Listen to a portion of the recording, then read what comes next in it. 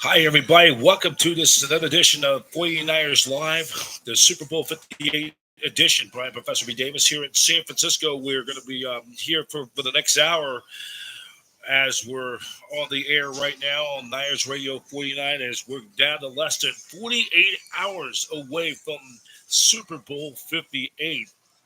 And we're here in San Francisco. And for the Niners concluding their final preparations, getting ready for Super Bowl 58. And we'll, if you want to talk 49ers football, come on by. The hotline's number is 415-529-7979. 415-529-7979. And our website on our YouTube channel is youtube.com/at Niners Radio 49. YouTube.com/at Niners Radio 49. So we're going to get things going. We're going to start it off with the Fred Warner press conference. A little while ago, a few hours ago, Niners are getting their final preparations for Super Sunday, less than 48 hours away. We will have expanded coverage of Niners Radio Live and on our affiliate Satellite Digital Media for Super Sunday. For this Sunday, before we send you over to the CBS coverage of Super Bowl 53. And the game will be at 3:30 p.m. Pacific Standard Time. The kickoff time, I believe, is going to be at 3:40. And the game will be on CBS. And also, it will be, and we'll have, it's going to be a good one. And we'll have post game. We'll have our post game show live as well, regardless of the final outcome. Of course, when the Niners win, we will have expanded postseason. We'll have expanded post game after the contest as well. So we we are gonna get you online on satellite digital media or on the Niners Radio 49. Get you ready for Super Sunday coming up. And just a reminder coming up on as we got some quick news just to want to give some information for the news on this is some important news information for this Sunday for the Caltrains situation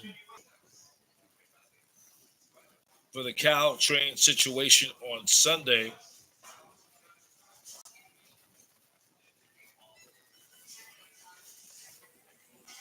We're just waiting for this to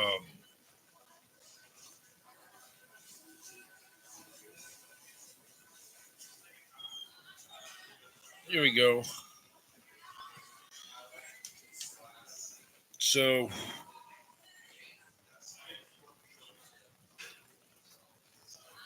we're gonna just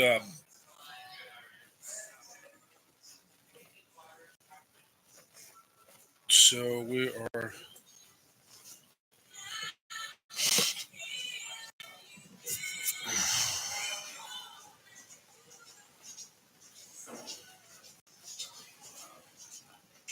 so we're just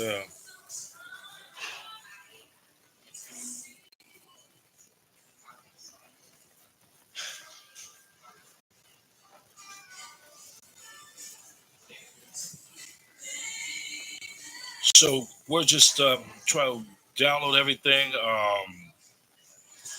Okay, let me just read this.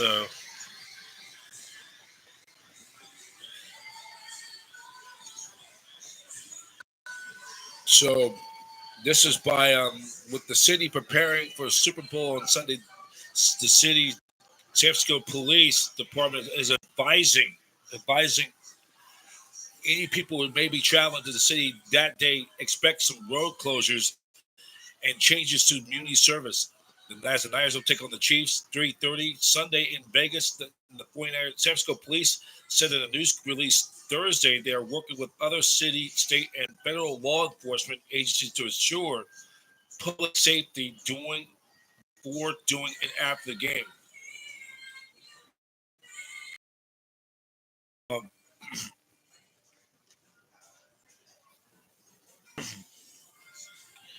they'll be doing some closures in the district. Many buses will be rerouted in some areas around the city. They will be rerouted, and then some highway off ramps in the city, like they did 2 weeks ago in the NFC Championship when the Niners defeated the Detroit Lions to move on to the Super Bowl. Caltrains also announced following off ramps are scheduled closed between 7 and midnight on Sunday. And then this is for all 49er fans. And the 101 southbound Cesar Chavez ramp will be closed. 101 northbound off ramp will be closed. The 101 northbound Mission and DeBose ramp will be closed. And then 280 northbound San Jose Avenue off ramp, northbound Geneva Avenue off ramp, southbound both off of Geneva Avenue, north and southbound off ramps will be closed. People also warned do not drive while intoxicated. Instead, use a designated driver. Public transit, a taxi or ride-sharing service to get around, win or lose. The 49ers are encouraged to behave in the aftermath of the game. People should be free to celebrate, to support the team. The SF, the San Francisco Police Department, will not tolerate violence, property destruction, or any criminal mischief activity, said in a statement. So this is the possible scenarios. What could be the prospect of what could be happening coming up late night Sunday night, should and when the Niners win, as the Niners are just 60 minutes and 4 quarters away from bringing in their first Super Bowl win since 1994 in the 6th Super Bowl title in franchise history. So if you want to come on right now, the hotline number is 415-529-7979 is the hotline number. 415, excuse me, 529-7979 is the hotline number. YouTube.com/@NinersRadio49 is the source we're on right now. We're going to be on until about 7 o'clock Pacific Standard Time as get you ready for Super Sunday. Niners are in the Super Bowl for the 8th time in franchise history, and now just one more victory away. They're winning their first Super Bowl title since 1994, January of 1995 to be exact. While the Chiefs, with a win, are trying to become the first NFL team, first team in the league in nearly 2 decades to win back-to-back Super Bowls since Bill Belichick's Patriots did it back in 2020, back in 2003 and 2004, nearly 2 decades ago. So let's check around what's also going around on Niners Radio 49 on our podcast. Continuing,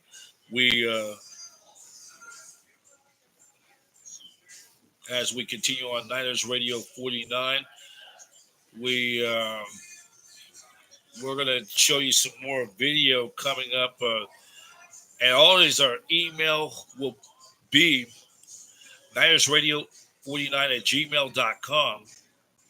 And then check us out on our Facebook page at facebook.com/NinersRadio49. So we're going to go to the next segment on Niners Radio 49. We are going to pull this one up, talk about with Fred Warner and his thoughts getting ready for the Super Bowl for Super Bowl Sunday.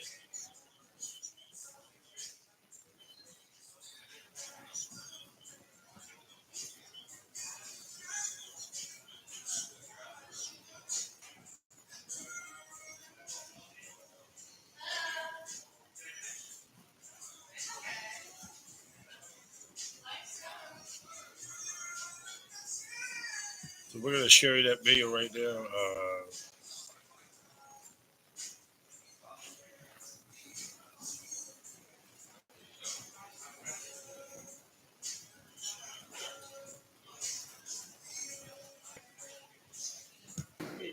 guys feel about how you performed in your first two playoff games, and what's been kind of inside the locker room or on the practice field, the challenge that you guys have kind of put forth to each other about playing a complete game on Sunday? It was always bittersweet for both those games, because obviously you're so happy and excited that you won the game and you're able to advance and doing the things necessary to win the game, but also knowing that that's not our standard, for defensive play that ever since I've been here, and so that's something that's been a point of emphasis. I think we obviously have to play our best game going into this game to have a chance to win it all, and we've been trying to shore things up and making sure we're preparing as hard as we can. Right along those lines, John Lynch and Steve Wilkes said that some of the effort was handled internally, and Kyle just said that you guys have players that are okay being told what to do. With that in mind, have you seen a shift in it makes this team get better and better, that people are not afraid to be criticized? Yeah, I love our mindset right now. I think guys are going about the work the exact right way this week. That has been handled in-house, and, I think we'll be ready to go and fully prepared for Sunday. Fred, Zach Swartz here with the Big 12. Obviously didn't play in the Big 12, but how excited are you to see BYU step up into that conference and watch them continue to compete? And would you be willing to say that you are a member of the Big 12 at this point? Yeah, I do claim them now, obviously being a BYU Cougar, and super excited and always cheering for them going into the Big 12 and being able to compete with the best. I think that was the plan all along, was wanting to compete at the highest level, and so I'm always rooting for them.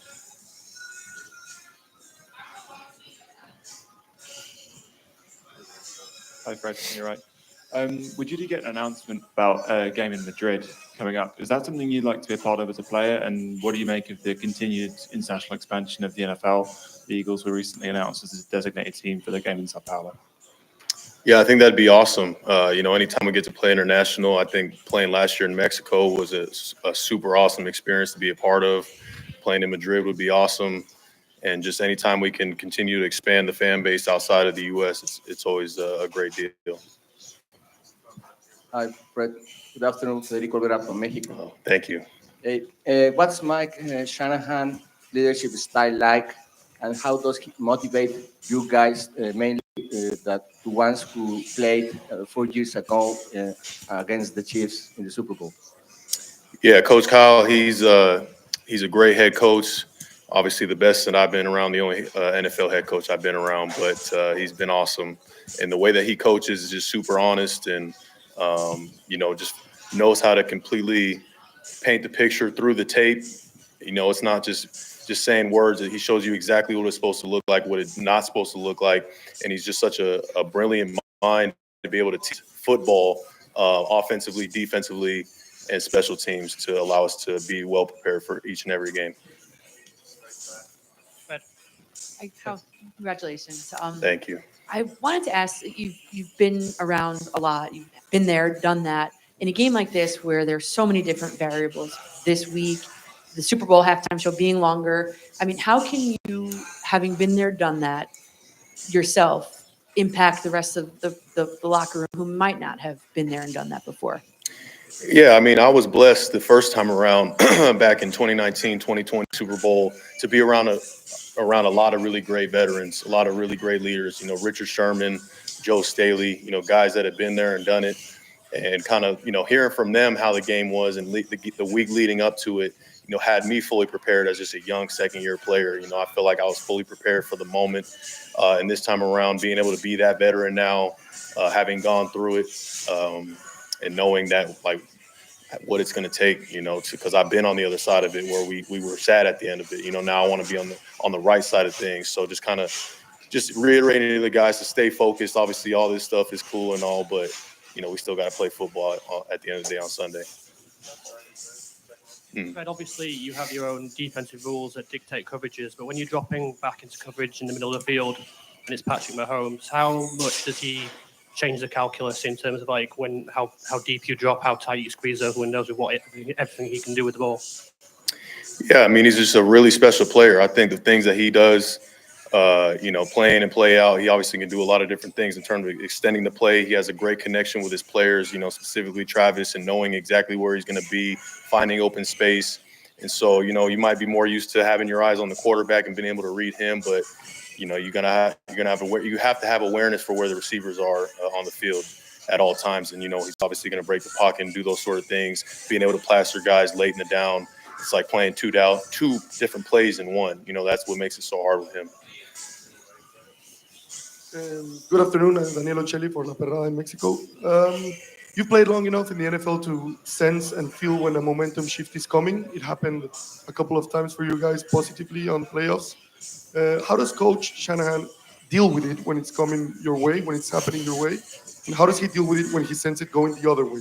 When you feel the other team get a momentum shift, get a break, how does he handle that? And how do you handle it on the sideline with the more unexperienced players? Yeah, I think momentum is real. It's a real thing. I don't think it's all on one person at all.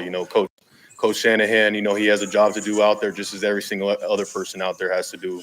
I think for me, just continuing to keep the guys' head, keep their head straight on during the game, regardless of what's going on. You got to worry about the next play. You can't think about what's happened in the past in the game.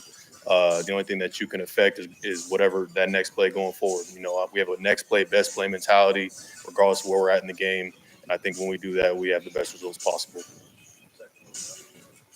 Hi, Fred. American Football Community Belgium. You haven't missed a game in your career. They say that the best ability is availability.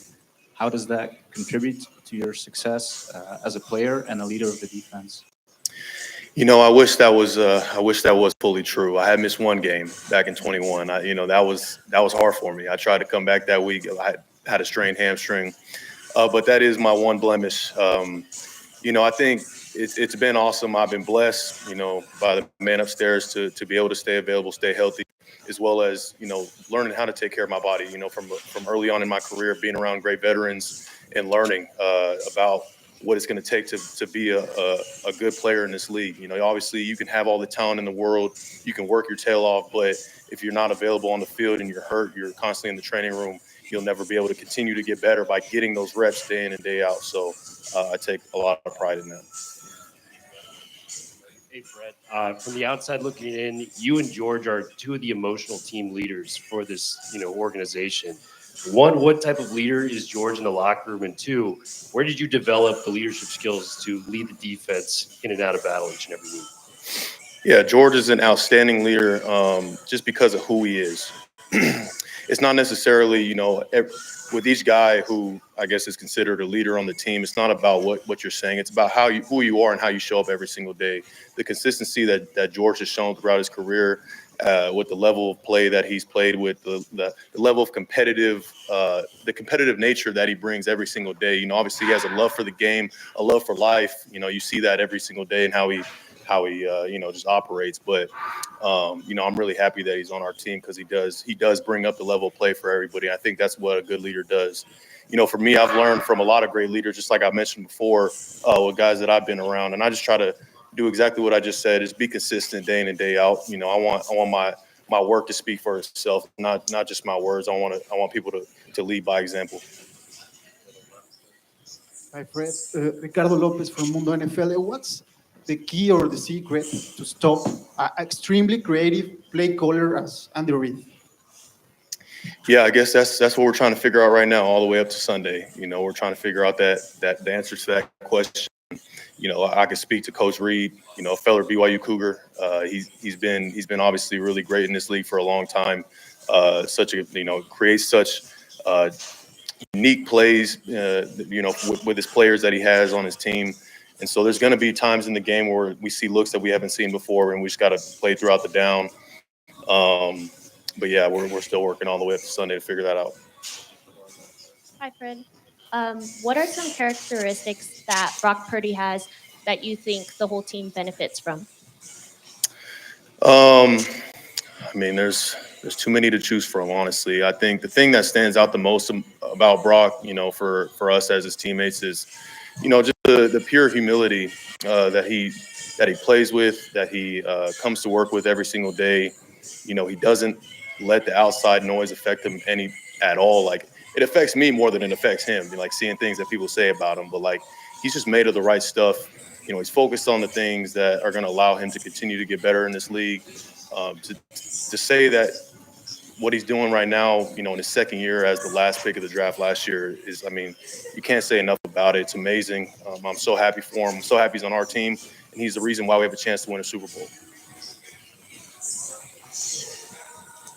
Hey, Fred. Yep. So talk about the value of having Coach Holland, what he's taught you, how he's helped elevate your game over the years, and how having, you and Drake Greenlaw, how that kind of maybe helps you open up what you can do on defense. Yeah, I'm so grateful for Johnny Holland as my linebacker coach. I can't say enough about what he's meant to me and what he's meant to our group.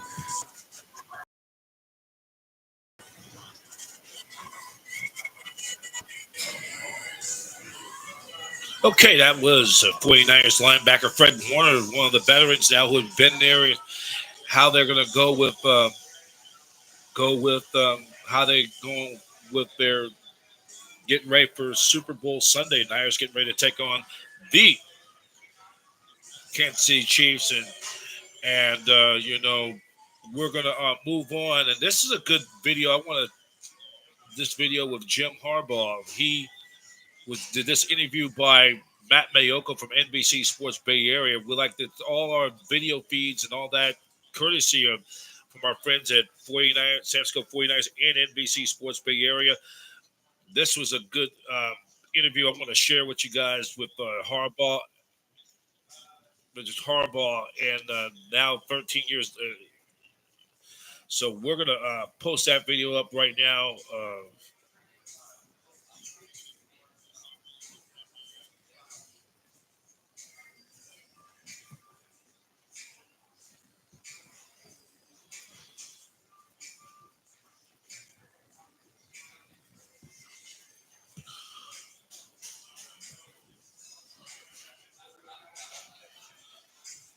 So we'll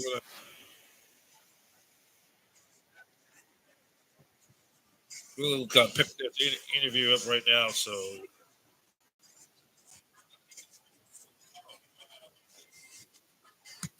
I mean, the reports that are generated, the technology, not only just how you study another opponent, and just some of the the film that you watch. I mean, it's not coaches just around a table looking at tape. There's analytics, there's tendencies that are generated from technology. Think about AI. I mean, where is that going to be in a year or two? Thinking where the human brain can't even go to. But that's, the reports that are generated, tendencies, but also player performance, those analytics, those key performance indicators that are, making these players, how are they getting faster? How are they getting bigger? How are they getting stronger each and every year? There's so much in that area. I mean, I was like, wait, it's still important to win, right? I mean, I know that hasn't changed, but there's definitely some areas, and it's communication, that clean, concise, clear communication that's critical when you're coaching players, and communication in your organization and in your staff. Realizing that that's at the highest level here in the National Football League, which Verizon's been able to do last year. I mean, to go through an entire season and have one glitch, that's I'm excited about that. So I'm here learning about that, because I know that's the biggest jump I have to make coming from college to pro this time around. Okay, so there's so much to congratulate you on. National championship, not only national championship, but a national championship at your alma mater. We did that. Yeah, it's just when I was leaving the team and telling them I was coming to the Chargers, just don't forget that. Don't forget that you did that. And when people stop talking about it and it dies down, just the way you walk, the way you carry yourself, and look at each other. Say, it'll be a head nod. It won't be a deep long bow anymore, but it'll still be that. Now and go do it again. Go do it again. Now they know, what it feels like to be a champion, to be undefeated, and just so excited about that, for every guy on that team and all the coaches, and yeah, the baton's been passed. Now Sharon Moore is the head coach at Michigan, and then I get this incredible opportunity. Spanos family has given me, and now putting this staff together. Some great guys. Some tried and true guys, and then some new ones. Some guys that played for me. A lot of trusted agents. Trusted agents and known friends, and some guys that are going to be new trusted agents and known friends, because some really good coaches that are at the Chargers and coming from some other teams, and guys that were just, I mean, some guys were just, they're still playing when I was coaching them, but yeah, still be in the game, still be in the thick of it, and attacking with an enthusiasm unknown to mankind. That has not changed. Okay, so Thursday night, the word comes down. Patrick Willis, Pro Football Hall of Fame. I mean, that's another thing I need to congratulate you on because of your role in helping him get to that point. Yeah, small. I mean, this talking about one of the great competitors. I mean, one of the toughest warriors that the National Football League has ever seen. Matt, I saw the X-rays of his hands and his feet. As he was there, that was after the 2014 season. I mean, how are you doing this? How are you able to play? And you go back and look. I mean, he played with a club on both hands. I bet over 50% of the time. From college days to the NFL. Screws in the feet, scar tissue and healed fractures in every part of his hands and his feet, and still to this day, I mean, Patrick Willis, I mean that resonates, with the young players, the high school players. We'll talk to them. What was Patrick Willis like? My college players would ask me, what's Patrick and Navarro Bowman? What were those two guys like? I mean, they're two of the greatest to ever play the game. Jim, I know you're a competitive guy. I've experienced it firsthand with that bet that we had about Alex Boone's height. Yeah. Do you remember that? I do. Who won that bet, by the way? You did. You won that bet. But I don't think you paid up. Might have to get that from you. Chocolate milkshake. I owe you a chocolate milkshake. There I owe we you go. one. But how much does your competitive spirit, how much did that kind of prompt this move back to the NFL to finish the job that you came so close to with that 2012 team? Yeah, it's honestly, I tell you, I mean, it comes up in my thinking just about every single day. What could we have done differently? We got to the 5-yard line. Happy for my brother, but to have another crack at it, that's and to be afforded that opportunity is, it's big. That's big. So, I know what it's going to take to get there. I mean, it's going to be a lot of sacrifice, a lot of hard work, but it's incredible because the reward of being there, and I want to know the feeling of winning it, for our players, for our coaches. It's what drives me. Is there, when you think about it, are there any things that you say, if I'd only done that or only done that? Yeah, mostly like probably. I wish we would have run the ball. Would have taken a crack with Frank Gore, a couple carries down there. But they that woulda, coulda, shoulda. But it's kind of stuff that haunts you, because you know what happens. Like you walk off the field and you go, there'll be other days, and then you realize that that might have been the only day. And to have a chance to have another day, I mean, that's all you can ask for is a chance. And I come back to these Super Bowls now to pay respect to the NFL, to pay respect to the game, and mostly those two organizations that made it, the 49ers, the Chiefs. They're the ones who did it. And it takes a lot of hard work.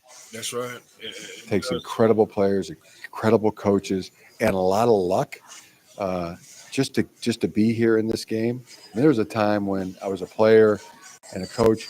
I said, I don't want to go to the Super Bowl unless we're in it. But that's changed since getting there and experiencing it. Yeah, now it's like I want to pay respect to those two franchises and to the league and all the great men and women who've come before us who've made this such a, over 100 million people are going to watch this game. No, also to motivate, that this. And we're back. March Sadness. And the team is looking down the barrel. That's former 49ers head coach and new and national champion head coach Jim Harbaugh talking with NBC Sports Niners insider Bay Area Matt Mayoko. That footage is courtesy of NBC Sports Bay Area. Matt Mayoko, we had on the podcast a few weeks back during the Niners bye week before the Niners divisional playoff against the Green Bay Packers. We hope we're going to get Matt Mayoko on to reflect on the season after the Super Bowl. Great guy, Matt Mayoko. He done some great things, and so we're going to continue with that interview with from our friends from NBC Sports Bay Area, NBC 49ers insider Matt Mayoko with Jim Harbaugh on Niners Radio 49.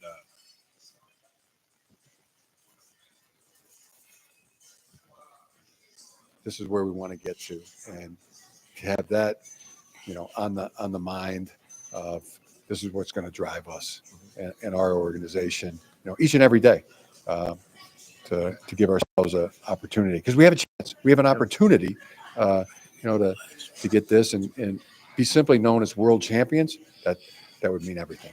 What's your perspective on, with the York family and you guys got there together in 2012, they got there with Kyle Shanahan and then the new regime in 2019, and now they're back again, but they're looking to add to that Super Bowl trophy case that Eddie DeBartolo's regime put 5 in there. What do you think it means to the York family? And just kind of what's your perspective now as you look back on your time with the 49ers?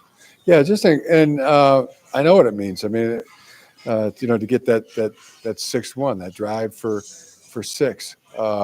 And Jed's done an incredible job, the entire York family, and Prague and John and Kyle and the entire staff, the players, the incredible teamwork, and just plain good old-fashioned hard work that it takes to put themselves in this position. And Jed's an incredible owner, and Kyle's an amazing coach, and they've already cemented their legacy. They're great at what they do, but yeah, they want to put that exclamation point on it, and be simply known as world champions. And and then there's the Kansas City Chiefs, and Andy Reid and the Hunt family, and that incredible organization and that incredible quarterback. And Brock Purdy, and that's just two opposing wills, that want the same thing colliding, and that's why 100 million people want to watch it. You mentioned Brock. You mentioned Brock Purdy. I would assume Brock Purdy is the kind of quarterback that you can really get behind and really admire what he's done. Oh, there's no question. He is.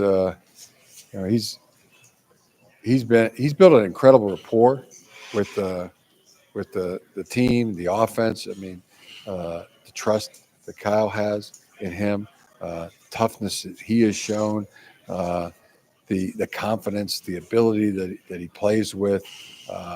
Then injury and overcoming that injury with grueling rehab. I mean, you can't nothing but respect for the job that he has done, and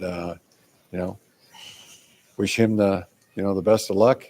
And and it's nothing but love and respect for what he's been able to accomplish. Yeah, so as you're here at the Super Bowl, you're back in the game as an NFL head coach. Will you be watching this game with anything tugging at your heartstrings of, the people the individuals or are you going to be kind of analytical, like, okay, this is what my team has to do to get back here in the future? Yeah, I think I'll just be watching like I watch every single game, every time I play. It's every time I find myself rooting for the team that's playing the hardest. That's the way I go. Even sometimes when I know people on the team or may have coached somebody, unless it's my brother, then I'm rooting for him no matter what. But yeah, when I'm watching a game, who's ever playing the hardest, I find myself rooting for that team. Jim, thank you so much, and good luck to you with the Los Angeles Chargers. It's going to take a little while to say that, but Los Angeles Chargers head coach Jim Harbaugh. Thanks, Matt. Appreciate it. Great to see you again. Great to see you too. That's former 49ers national champion, now new coach for the LA Chargers, Jim Harbaugh, looking at the Michigan Wolverines win their first national championship since 1997. They got a split of that national title with.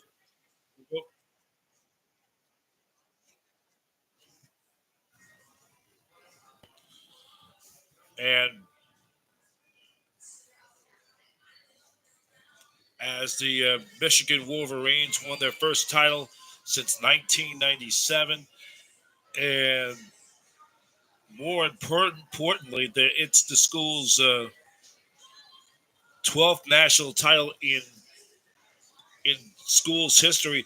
Technically, it's their first national title outright since 1948. Remember, in '97, they were co-national champs. They got a share with it with Nebraska, who end up were no doubt undisputedly by their legend, by the Michigan head coach Lloyd Carr, and the national title for Tom Osborne, the legendary coach for the Nebraska Cornhuskers. That was their third national championship outright, or at least a share of the national championship in the past 4 years. And of course, Nebraska was no doubt the undisputed team of the 1990s. So there is some lessons from that Super Bowl.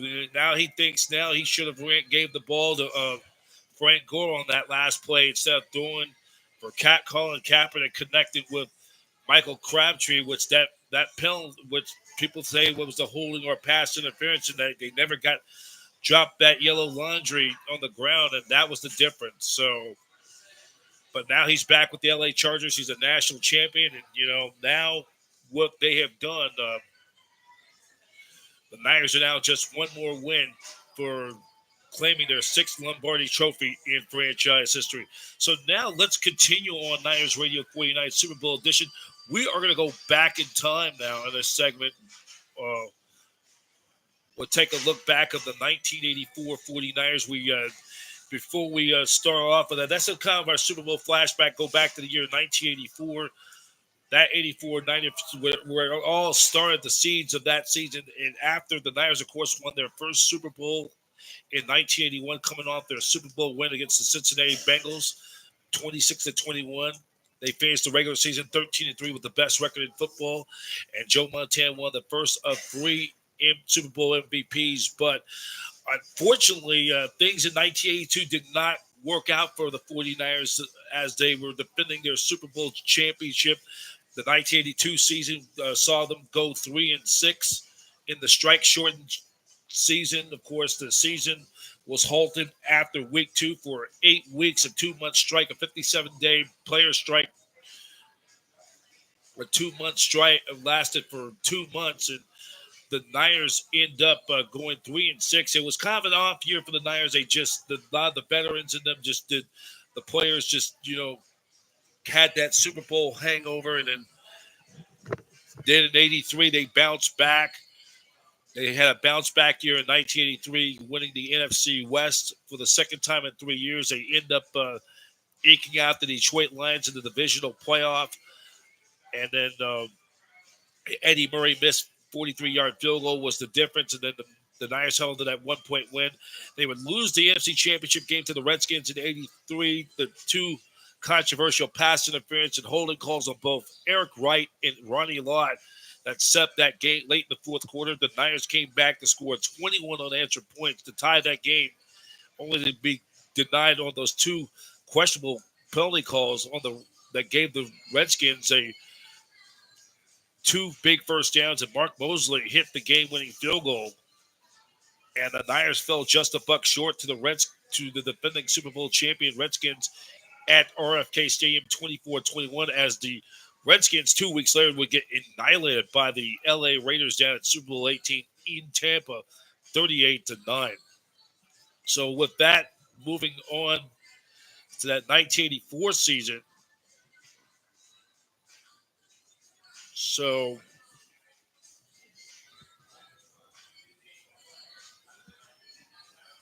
then back of that 1984 season for your San Francisco 49ers, as the Niners that year set a standard for wins in a single season, regular season, and the first in this old 16 since the 16 game schedule in 1978. They would go on to go 15-1, and their only loss was to the Pittsburgh Steelers back in Week 7 when they lost a tough, heartbreaking 20-17 win or loss to the Steelers, who once again they play against the team of the 70s by that time. But we're going to get to it. They end up going 15-1. Only two teams won 18 games. One of three teams ever to win 18 games in a season.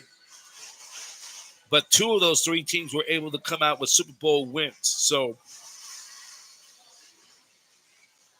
and this was a team, many people say they were the best of all time. I think but I really still say the 1989 team was probably the better team of all time. But we'll get to the 89 team when that time is there. And then, looking at the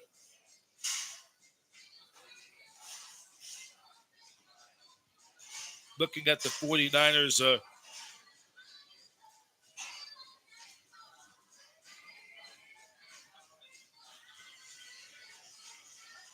looking at the 49ers, their record in 1984, and we're going to,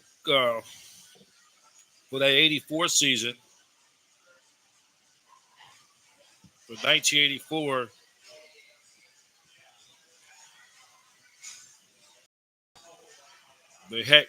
the head coach was Bill Walsh. He now begins his sixth season, and this was their roster, and then this is what their preseason schedule was. Niners ended up going 2-2 in the preseason.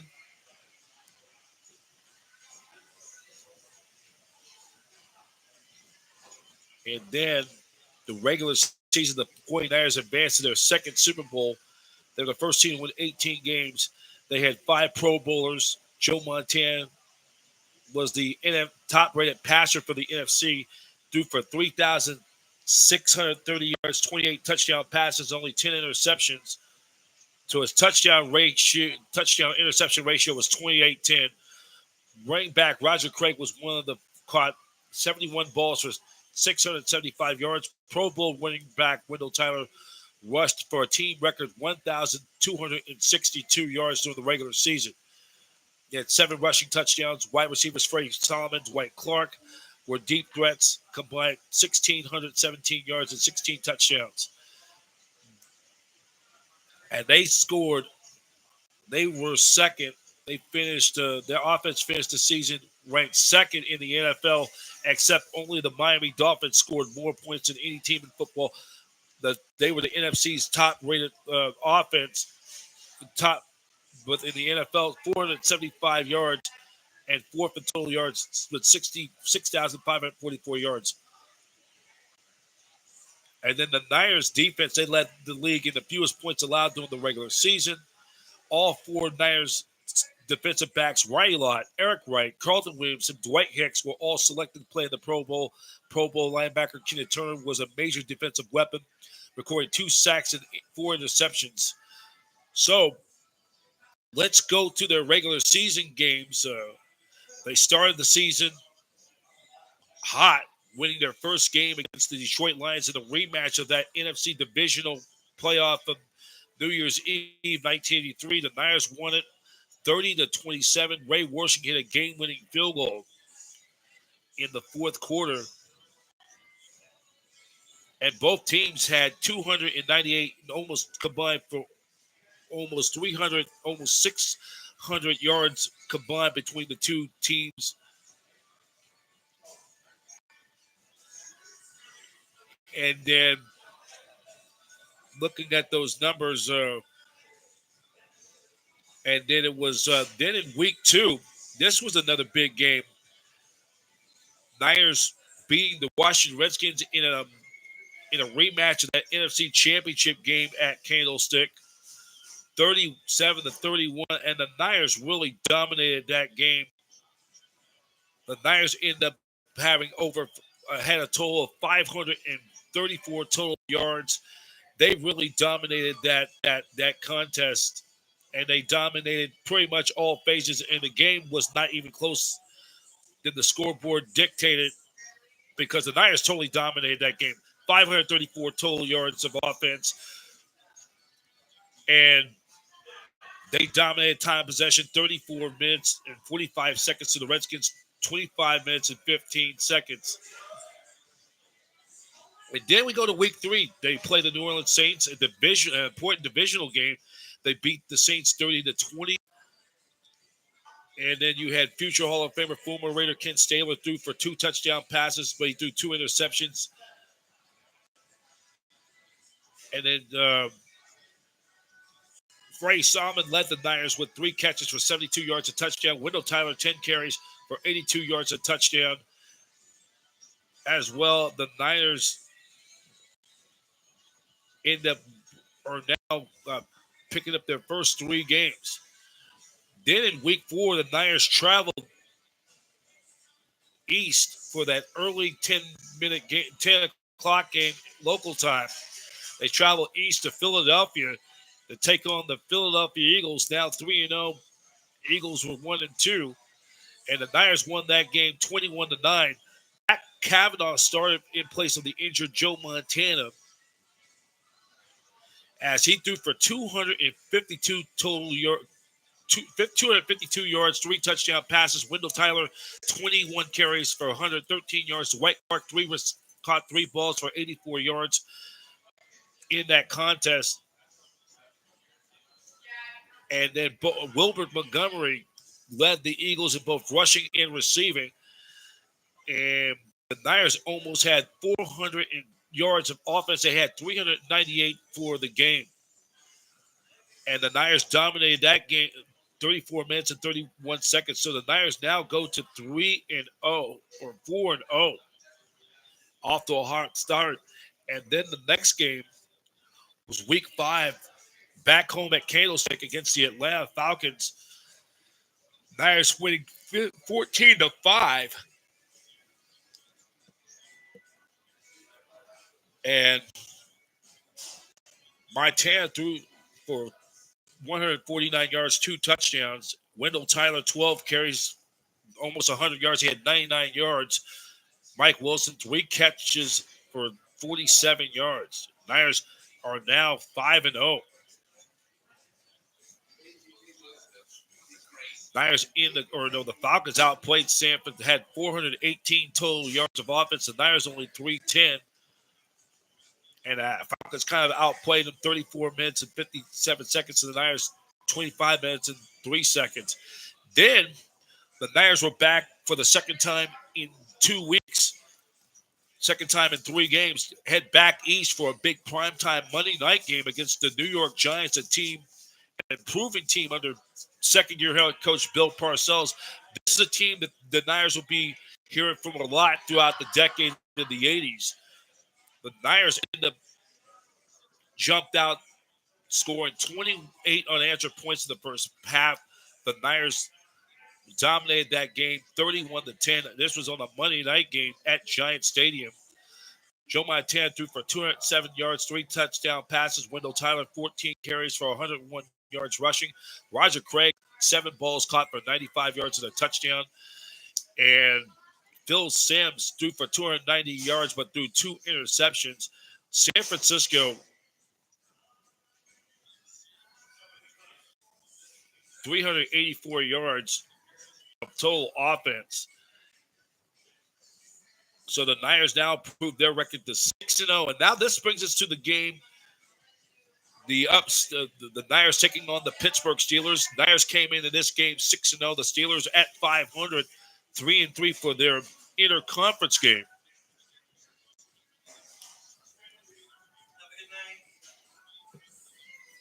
And the Niners end up losing this game, their only loss of the season, 20-17. And they're coached by legendary, the late Chuck Noll. Mark Malone threw for a touchdown pass. Rich Ehrenberg, 11 carries, 44 yards. Receiving, John Stallworth, 6 catches for 78 yards. Joe Montana threw for 241 yards and threw an interception. And Wendell Tyler only had 59 yards rushing on 11 carries. And Roger Craig, 43 yards receptions. And then it was only their only loss of the season. Gary Anderson hit a field goal late in the fourth quarter, but then it was Ray Warshing missed a game-tying field goal that could have sent the game or would have sent the game possibly into overtime, and that was the only loss of the season. So, but then the Niners bounced back in Week 8. They end up so the Niners dropped to 6-1. The Steelers improved to 4-3. Niners rebounded to beat they end up beating the Houston Oilers down at the Astrodome, 34-21. Joe Montana threw for 353 yards, 3 touchdowns. He threw an interception. Wendell Tyler, 23 carries for 108 yards. Dwight Clark, 5 balls caught for 127 yards. Warren Moon, his first year with the Oilers, 356 yards and 2 touchdowns in the contest.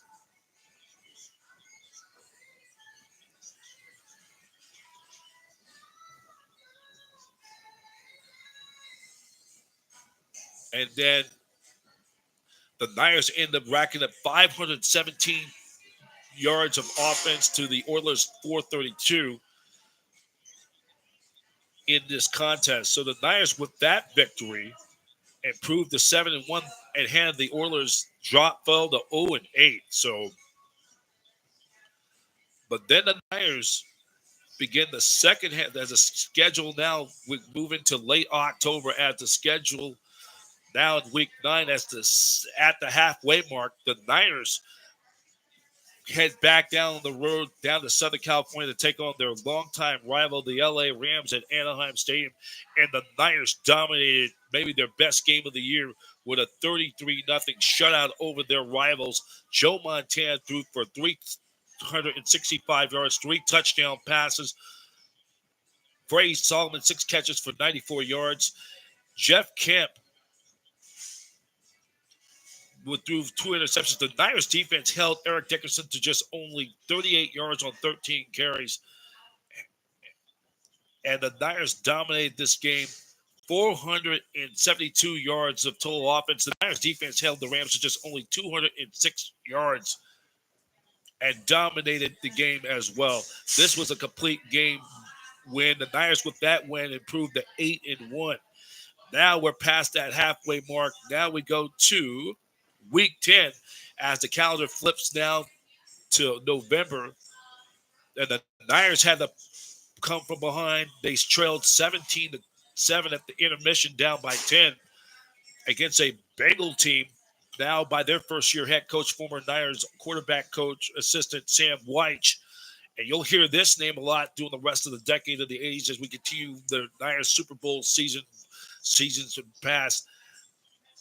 Ken Anderson threw for 269 yards, and then Joe Montana threw for 301 yards, 2 touchdowns, and he threw 4 interceptions in the contest. So this was one of those ugly duckling wins. And anytime when you play the Bengals over the years, those games, or even though the Niners always find a way to win these close, tight games,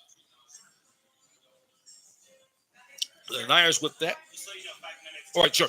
All right. So the Niners improved their record to 9-1. Bengals fall to 3-7. And then the Niners went back on the road to take on the Cleveland Browns. The Browns came into that game at 2-8. The Niners were 9-1. The Niners pretty much coasted and led. It was a 41-7 game. Joe Montana threw for 263 yards, 2 touchdowns and an interception. Wendell Tyler rushed for 87 yards. Freddie Solomon, 5 catches, 105 yards, 2 touchdowns. And then The Niners end up having 468 total yards. The Niners defense held the Browns to only just 251 yards of total offense. So then we go to now mid-November, November 18th. Niners return to the friendly confines of Candlestick Park. They beat the Buccaneers 24-17 at Candlestick. Former Niner Steve DeBerg threw for 316 yards, 2 touchdowns. He threw 2 interceptions.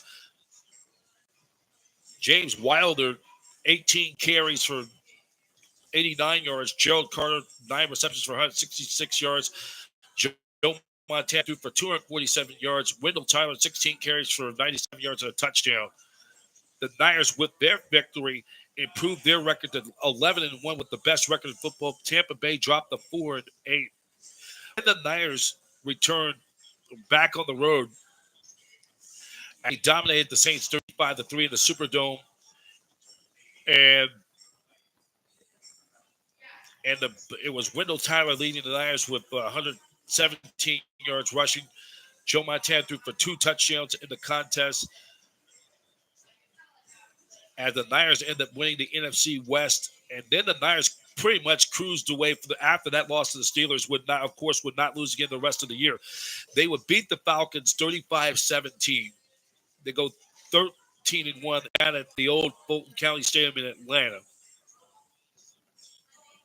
Then they would return home on a Saturday. They defeat the Minnesota Vikings 51-7 back at Candlestick Park. As Joe Montana threw for 246 yards and 3 touchdowns, the 49ers end up getting 521 total yards on offense, and they held the Vikings to 265. The Vikings fall to 3-12. Niners go to 14-1. Then their regular season finale, they defeat the Rams 19-16. They would finish the season at 15-1 to set a new standard for wins in a single season. And Joe Montana threw for 2 more touchdowns, right? And then that record-breaking season of 15-1. So we will go to the. We're going to get ready to wrap it up from here for now because they're getting ready to close Pete's Coffee. But we'll have tomorrow, most of the day, we will have a continuation of Niners Radio 49 NFC or Super Bowl 58 preview. We will talk more about the 80. We'll wrap up, have part 2 of the 84 postseason, the Super Bowl 19. Then we'll do 88, 89, and 94. So that's going to be a fun treat tomorrow. Hope you guys enjoyed the night.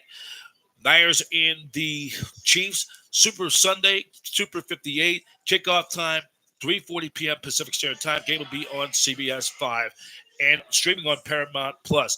That's it for now. Brian Professor B. Davis, and so thank you for watching Niners Radio 49 Super Bowl 58 coverage. Niners Radio 49 is association with the Satellite Digital Media News Network, the exclusive network coverage of 49ers Super Bowl 58 coverage. And our thanks from our good friends for the 49ers and NBC Sports Bay Area for all the roll-in footage as well.